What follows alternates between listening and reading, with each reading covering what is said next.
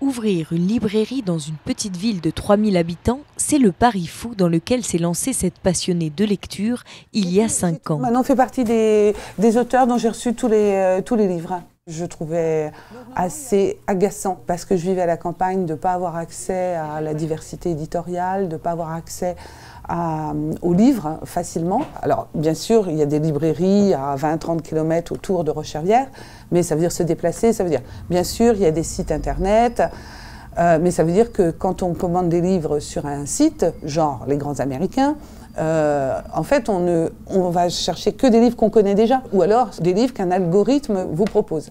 Et moi, j'avais envie d'être libraire, d'être dans le village, de proposer des livres, d'être un lieu d'animation et de lien social, d'être un lieu culturel, d'être un lieu où il y a de l'échange, parce que les livres, c'est ça, c'est des rencontres. On rencontre des auteurs, on rencontre des personnages, on rencontre des situations, on se rencontre des fois soi-même en lisant un livre. Et moi, j'avais envie de faire ça. La rencontre avec l'autre, le contact avec le client, c'est bien ce qui fait tout l'art de cette libraire.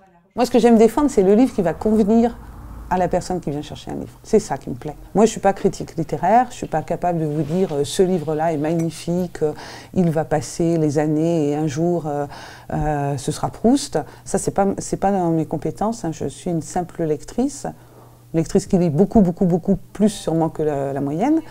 Moi, mon travail, c'est de trouver le livre qui va correspondre à la personne. Une médiatrice entre le livre et le lecteur. Et pour dénicher la perle rare, tout est source d'inspiration.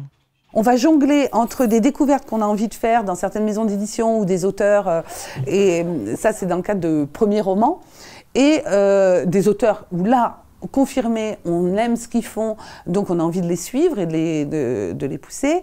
Et puis on va être aussi à l'affût des nouveautés, soit les émissions télé, les blogs littéraires sont très prescripteurs actuellement. En France, depuis 1981, le livre est protégé par une loi imposant le même prix de vente choisi par l'éditeur à tous les commerces.